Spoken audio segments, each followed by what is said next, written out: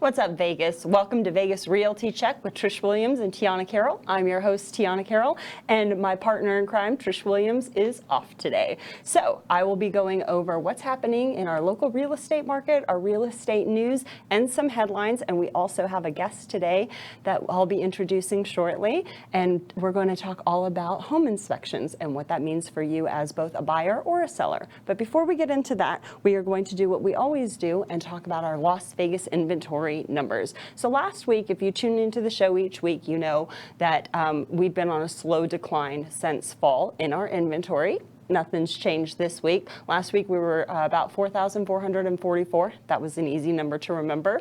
On our single family homes for sale, we are floating right around that area again this week with 4,343 homes single family available. And that's Las Vegas Valley. I'm excluding things like Pahrump and Boulder City. It's just right here in the main valley of Clark County.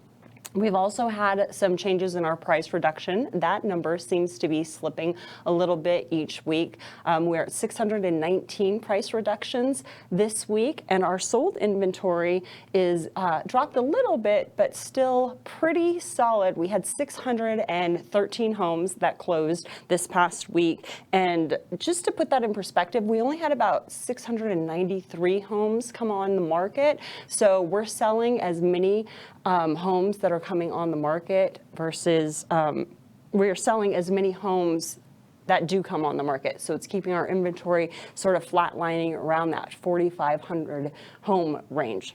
So those are the numbers. If you like tracking those numbers, that keeps you apprised of what's happening in our local market, then go ahead and hit that like, share, or subscribe button if you're on our Facebook channel and or YouTube. And if you're downloading a podcast, thank you very much for supporting the channel. We appreciate it.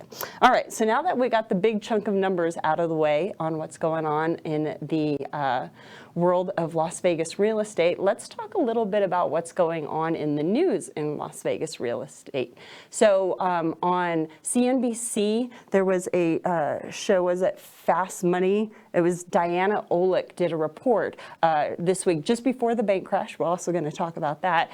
But she did a report this week on how the Las Vegas housing market is got 200% more inventory and we're unaffordable. And when I listened to the report, I was shaking my head that it sounded a little scary, like fear-mongering or whatever, but it wasn't the reality of what was happening on the streets of Vegas in our local market. Yes, we are up 200% in inventory from last year. But that's because last year we had such an inventory shortage. Not that we have a lot of inventory, because 4,343 homes, not a lot for Vegas. We know, if you watch the show, you know we like to play in about the 6,000 homes available. That gives us a nice balanced market, not a seller's market, not a buyer's market. But she also, in her report, said that she went to an open house here in Vegas and only a couple people had gone through the open house in a few hours.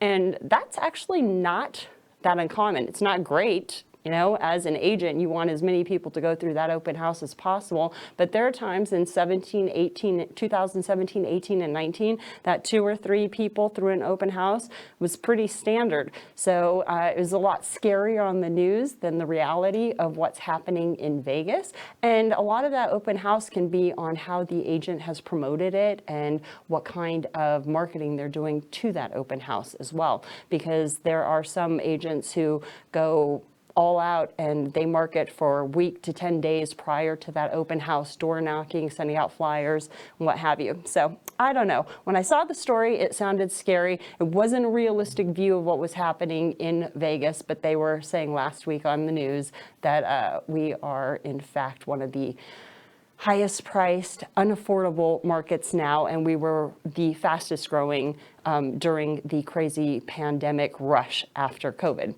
So that was that. And then if you've been watching the news, you kind of saw that there was a little bit of a scuffle there with the Silicon Valley Bank issue. And that's the reason the FDIC is in place. That's an insurance that funds any kind of, that protects the depositors, basically, up to $250,000 per depositor. And so Congress had to have an emergency meeting, and how are they going to help the Silicon Bank? And that one's considered a small bank in consideration to other large banks like Bank of America or JP Morgan.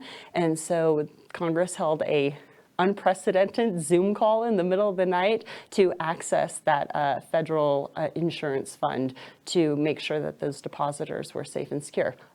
Okay, lots of news out of the way. If you have any questions, make sure you throw them in the comments below and we will address them, because I kind of sped through all of that because I'm excited to get to our guest who is sitting here next to me. Today we have Home Inspector Ryan Black. He is from Las Vegas Risk Management, and we are going to talk all about a home inspection.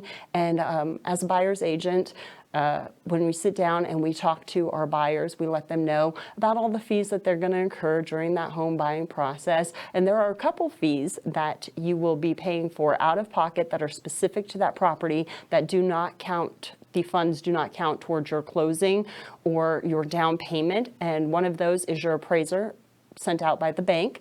And then the other one is the home inspection. And it is so important to have a home inspection so that way you have a realistic view, a snapshot of the condition of the property when you purchase it. But there's all sorts of things that you should know about it. So Ryan, welcome to the show. Thanks for having me. All right, so if people are out there buying and they need a home inspection, they call the home inspector. Tell us what a home inspection is. So I think you kind of covered it. You said a realistic snapshot, of the property. That's what a home inspection is. It's a home inspector's job to go out and look at all the, all the major mechanical and structural systems of the property and produce a report that attests to the condition of the property, while also, educates the buyer on things that they may want to have, looked at further. But I guess in a few words, I would call it a snapshot of the status and condition of the property on the day of the inspection. Okay, cool. So I have buyers, and this is the most common question that I always get. What happens if my home doesn't pass inspection? Matter of fact, I think that's what we're going to call this episode. Like, what happens if my home doesn't pass an inspection?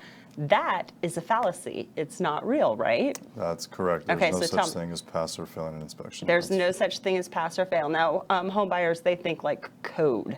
Like, is my house up to code? Is it standard? So what can you tell somebody if they said, hey, is my house going to pass the inspection? What would you say to that client? Sure. So what I would say to a client is, in a couple words, it depends. And it really just depends on you as the buyer of the property. If a property's got really major issues, are you ready to address those issues financially? Or are you in a position where you have a chance to negotiate with your seller, depending on how competitive your offer was? But I would say that it depends. Yeah, and so going back to that point, the inspection can be a great leverage tool when buying a home if things do come up, because then the agent would now have the ability to go back and renegotiate in that contract, whether they want repairs made or if they're going to just take a contribution. And Sure. some buyers, they get freaked out and walk away from a deal because of the home inspection. And I've seen my fair share of home inspections. You've written your fair share of home inspections, right? They usually tend to be pretty thick, and you see a lot of the same common things in them, and they're usually not, for the most part, as bad as a buyer thinks the first time they look at that home report. Sure. What are some common home inspection report items in the Valley? Okay, so here's the thing. I may have worked with you once or twice in the past. Times. Yeah, a few times. And it gets to the point where I make jokes because I'm a little bit sassy. I make jokes like, let me guess, the garage door needs to be adjusted. The water loop under the sink for the dishwasher has to happen. There's some stucco issues. So Sure. Talk about the most common things that you see on a home inspection so that way our buyers don't get freaked out. Sure. So I'll just start top down. So one of the most common things I'm going to find is a roof issue. I honestly don't stop looking at a roof until I find a roof issue, even if it's brand new.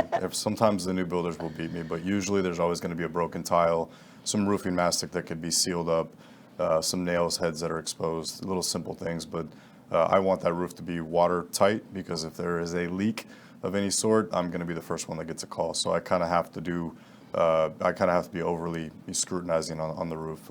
Yeah, and those are important. Like a house should Sure. have a good roof. Sure, and you can always get a lot of roofers do free roofing assessments. If you Okay. you make a call and say, hey, I want home inspector said there's some issues, I want a roof assessment. Because they want the work, they're going to come out and do a roof assessment and tell you kind of what you need to make it watertight, waterproof, structurally sound as far as the roof goes. And then on top of that, some companies will actually certify your roof for 2, 3, 4 years, depending on the company. Sometimes a few $100.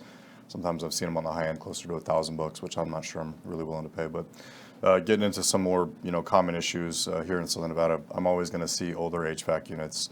Nobody wants to replace those things. They're costly. Going to see some leaks. I'm going to see some mechanical issues, some appliances that may not be working like they're supposed to, like you said on the dishwasher.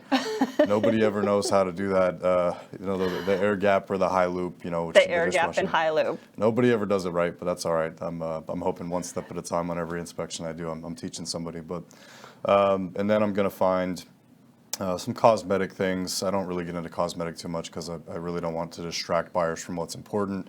For example, yesterday I did an inspection and the flooring had some issues, and I used to do flooring when I growing up, and so I wood flooring really bugs me sometimes. But there was just gaps between the baseboard and just some improper install. So I did put in the report, but as a cosmetic annotation for the buyer just to be aware of. Okay, so that's actually a good point. When somebody gets this report, there's different, I guess, levels of concern in regards to what you're finding in those reports, Sure. right? So an example would be what you said, that there's cosmetic issues. Now, there's also other issues, so go through some of that Sure. for us. So there's probably 4 categories of issues. I wouldn't even call cosmetic an issue. I just kind of throw it. So my reports are color coded, as you know. Yep. Blue is going to be kind of a maintenance item, which is really common. Things that just happen on the property that could be taken care of or probably could be left alone, but you at some point should take care of them.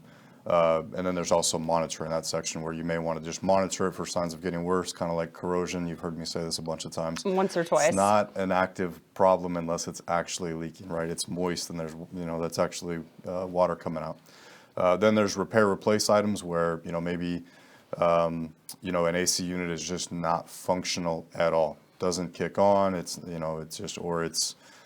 just not producing sufficient heat.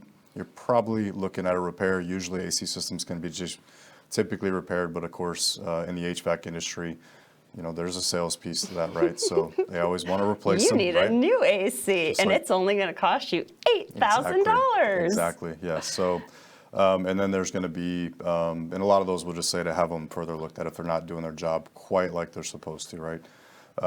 Same property yesterday, not sufficient heating and cooling, but probably just a slight adjustment on the furnace and slight adjustment on the condenser. Usually can bring them kind of back in tow. And then the last section of my reports, and most reports, is going to be big, bright red safety hazards, immediate items of concern, whether it's a loose stair nosing that you might trip and fall down the stairs, but I just need you to put 3 nails in the stair nosing so that you don't do that. Or there's tack stripping exposed. It could be hammered down a little bit. Things that usually are simple fixes, the garage door not reversing like it's supposed to on 9 out of 10 I items. swear I've never been in a house that has not shown up on a report. I just said this to a client yesterday. His actually reversed. Like it was Really? supposed to. And Did I you said, pop a bottle of champagne and be like, it's my first one? I said, Woohoo!" I get about 1 a month, and you're the one this month that is You get a reversing gold like it's star. supposed to. Yes. So That's funny. I think my reports are just getting out enough, and people are getting educated. Maybe Yeah, that's what yeah. it is. Well, they're going to get educated after this show too on one of the things. So typically, a home inspection is ordered by the buyer because they want to know what the condition of the home is. But you do come out and do home inspections prior to listings being taken to give a homeowner an idea of what can be repaired prior to putting that home on the market, right? Yeah, so I have seen motivated sellers that will hire home inspectors to come out and do a complete head-to-toe assessment so they can get ahead of issues. It's not common. I wish it was more common because my business would obviously increase, of course. But It would double, also, buyer and seller. I also think that it would help facilitate smoother processes, right? And I also think there's, a lot of differences of opinion in the home inspection industry. Some inspectors that are out there doing this, and I don't like to call them dinosaurs, but sometimes I do. to standards that are to, maybe 10, 15 years ago. Right. Then you've got inspectors that are out, a little more fresh, and they're going to be following more modern codes, or inspectors that are just constantly doing continuing education and really getting ahead of the times and looking at the 2024 International Residential Code, where some people were never going to look at that until 2026. So I think having those two sets of opinions, and then the seller able to talk about what they corrected during the transaction. So hey, basically putting the report on the kitchen counter and saying, I took care of all this already. You kind of, really give a buyer peace of mind. Some buyers will actually skip their own home inspection process if the seller demonstrates a home inspection report and all the things that they've fixed. Yeah, so I'm a fan of a seller going ahead and doing a home inspection before we list, so that way we know what could potentially come up, what our concerns would be. A lot of times on the report, like you said, they're in different sections. Some of it's just maintenance. Let's replace the filters. Let's make sure that all the outlets are tight. Sure. All of the plumbing fixtures, like your shower head's not wiggly or leaking. So I appreciate that, especially when I take a buyer out. However, I never advocate for my buyer to skip a home inspection because sure. A, it can be used as a leverage tool if we need it, and B, they really should have an idea of a snapshot, and at the very least, even if they don't get contribution, or even if the seller refuses to make any of those repairs, at least they know where they stand, and it's a good just piece of information to have when it comes to the maintenance of being a homeowner, right? Because you address so many things in your report, and a lot of home inspectors do. Make sure you change the air filters and make sure this is clean and make sure nothing's leaking, because water does damage. Sure, such damage, right? So it's funny you say that, because I literally say in my walkthroughs, and you've probably heard this a time or two, but I say this isn't just a home inspection, it's also educational. I don't care if you're a first-time home buyer or if it's your 10th home, you're probably going to pick up something during this, and it kind of gets that buyer in the mindset of starting to think about property maintenance, especially for my new home buyers, or that have only owned a property or two, or maybe this is their first time. It really gets them starting to think about monthly inspections underneath the sinks, changing the air filters, and then going and looking under the sinks after the water's run for a little bit, because we don't brush our teeth and then look under the sinks. It just doesn't happen that way. So those little tiny leaks can be ignored over time and kind of cause some unintended damages. So it's definitely not just a home inspection, also educational. Yeah, no, and I do appreciate that. And like you said, the first time home buyer, it is so beneficial for them just to have that document, because now they're in new territory, and it gives them a little bit of support. So I really like that. And walk us through the typical home inspection process, right? So as an agent, I say, okay, we're going to have a home inspector. If you have one, great. If you don't, we have a network of home inspectors that we've used, and they're great, and you're in my network. So not the only one, though. It's all good. I understand. Just kidding. So when you go through, we order the home inspection report. You come out. Let's take a 2,500 square foot home, for example. Walk me through what some sort of average cost. I know there are different inspections charge different amounts of money. Sure. So walk us through roundabout what sort of industry standard is, and then time, and what part of that do the clients get to be a part of? Sure. So 2,500 square feet. Myself and my competition, we're probably in the 20 cents to 22 cents a square foot, depending on a couple different things. Is there a pool? What is the age of the property? Is there casitas and add-on structures? Is it sitting on a couple acres in Sandy Valley? Location is a factor. If I'm going to drive out to Sandy Valley or Pahrump, I'm definitely going to, there may be a change in cost to that. So, you could be anywhere between, 400 to 600, depending on something like that. It just really depends on, the way I see it is, how much time am I going to spend on this property? Okay, is it built in? Go ahead. Okay, sorry, I'm going to say that, and I just want to point out that $400 to $600 that's going to that home inspection, that is specific to that property. So if you're in a contract and you're getting your home inspection and you want to know what's going on, and something happens, let's say your home inspector finds out that they're missing walls and there's a hole in the roof and the foundation is sinking into a sinkhole, you're going, this is probably not the right property for me. You pull out of that, you go into another contract, that home is going to need a home inspection as well. And that will be another cost you will incur as the buyer, but an important cost. You need to know that snapshot. Okay, I didn't mean to cut you off. So now we have a price. Walk me through the process. So my process is it will change depending on if the property is occupied, if there's sensitive needs of the tenant or the owner that's on property. But typically, picture perfect. I show up on a vacant property. I'm going to start with my roof assessment. The first thing I do is I take a drone up and I look at the roof very closely through some 4K photos of the roof, trying to find those deficiencies I told you about. That's like you. It's a golden egg. You're like, I found one. Cracked roof. As soon as I find one tile, I'm good to go. You're like, nailed it. I can stop looking now. We're good to go. No, you can't stop looking. Do the whole roof. Yes, I'm just messing. But I also, and every report's going to have 8 to 12, maybe 16 photos of the roof, depending on how big it is, just for the buyer's records, right? So they can say, this is what my roof looked like. So in 6 months from now, when the solar company comes out and breaks a bunch of tiles, they actually know who was on the roof, and they can look at this report and say, these tiles weren't like this before. And, so anyway, I digress. So I'm also, another thing that I do is I'm going to take photos of where you're at in the valley. I like to use the strip as a marker. I like to let the client know, especially for my out-of-state clients, where are you in the valley? And I like to just take one nice picture, and then they kind of get to see the neighborhood. So, and then I get to the exterior photos, and I'm taking photos of the full exterior. Not just taking photos, but also assessing. I'm looking for stucco issues, structural issues. I'm looking at sprinkler systems, things like that. Then I'm going to, during that exterior assessment, which is, kind of a lot of this stuff is happening in tandem. I'm also going to make sure utilities are on. So a lot of times I show up to a property, if the seller or the agent's not on top of it on the seller side, or just there was a snafu of some sort, sometimes the gas is off. I don't like to do property inspections with utilities off. Maybe we'll have a discussion about that. But water, gas, and power, I would prefer for those to all be on.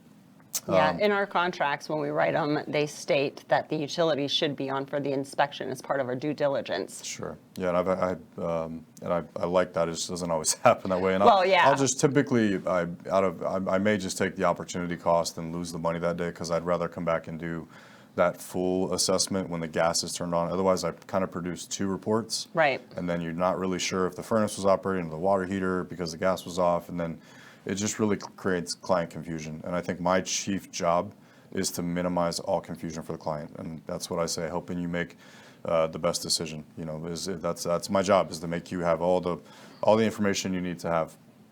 So the rest of my assessment's going to look at, I'm going to be running heating and cooling systems. I'm going to be running water for several minutes. I'm going to be testing all the appliances, making sure they all turn on, operate like they're supposed to. I'm going to be looking at the water heater, the huge emphasis on water heater, AC systems, the electrical panel, and the roof. Those 4 components are going to be, the majority of my time. But I'm looking at every electrical outlet that I can access. I'm looking at windows, that they all operate like they're supposed to, doors. I'm looking at smoke alarm placement. Do the smoke alarms operate?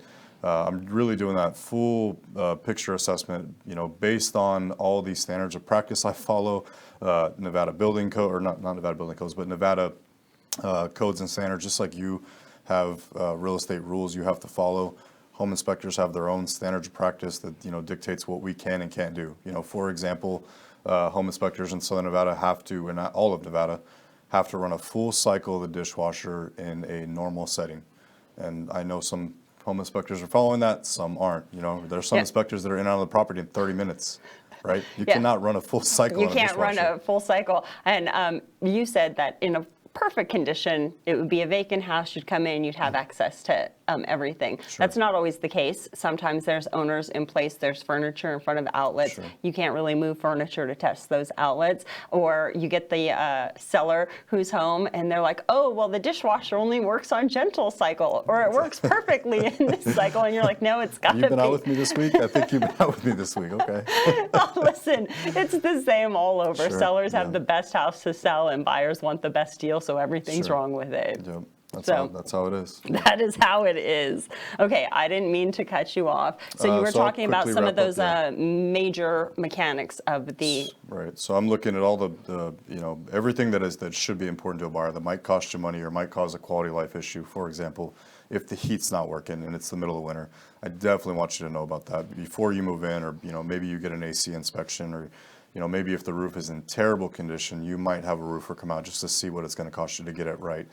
Usually not the case. We're pretty lucky in Southern Nevada. We we're pretty low on the defect list. If you look at every other state in the United States, we're super low as far as we just don't have as many defects as other places. Imagine places down south that have hurricanes and tornadoes and things like that. They're going to The elements. Those elements are really going to beat up the properties, and we're pretty lucky here on that. So after I'm done with all that, the buyer's going to come through. Typically at the end, I have had buyers that want to be there for the entire time. I don't encourage that because usually they take off and they never come back, and I never get to talk to them about the property. But typically at the end of the inspection, I do a walkthrough with them and their agent for their motivated agents like you that show up and make sure that you know what's going on and you know what's coming out of my mouth. And I'll just talk to them about everything that I found, or kind of a 15,000 foot overview of what's going to be in the report, answer questions they may have, give them kind of some of my best practices and kind of maintenance items that may not make the report. And then within 24 hours or so, they'll get a detailed report that's got everything that I've looked at, as well as what's those issues are in that blue, orange, and red kind of format, so that they can actually digest the information, not just because if we just talk about it and you don't have no report, way too much information, right? They couldn't take enough notes. So right. They get a chance to look at that report, maybe sit down with you and go over it once they've had a chance to digest it, and then move forward. And that's where you come in to really give them the best advice possible, whether it's just something they want to walk away from or it's something they just need to move forward on. My job is to make sure there's no confusion about that. They know exactly what they're looking at. A lot of inspection reports, and I don't want to say a lot because I don't have data to support this, but I see a lot of inspection reports from other companies. Same Z. And they sometimes create more confusion than they do concrete information, and that's where I differ, I think, and my competition differs.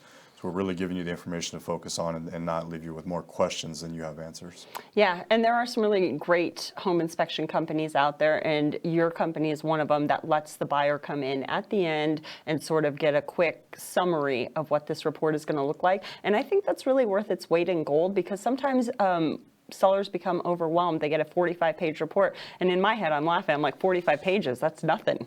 There's so much information in there. It's not all defect problem. Sure. So 45 pages is clean and neat. If I get to 85 pages, I'm like, okay. Anything over that, then I'm like, wow, how much do you love this house? And it's heavily influenced, I think, by some companies, is by how much in there is a disclaimer. You see the standards of practice written out 10 times in every section. You see all these different things, and that can really complicate a report. I think buyers need to know that. They need to know that just because it's longer, it doesn't always mean it's a bad thing. You really need to sift through it line by line and just kind of see. And that's, I think, where I set myself apart is that just kind of real clean, right? In the summary section, all the issues. If you want to look at the full, beautiful version of the report, you can look at the full report, but it's going to be a lot of pages for sure. Yeah, it is going to be a lot of pages, a lot of information. Sometimes there's information that is a little shocking to people, like we have termites in the valley, and we have mold in the valley, and everybody thinks because of our heat and our desert that that's not the case, but it happens, right? It does. Yeah. It does. I would never call it mold. I can only call it, black fibrous substance or organic matter.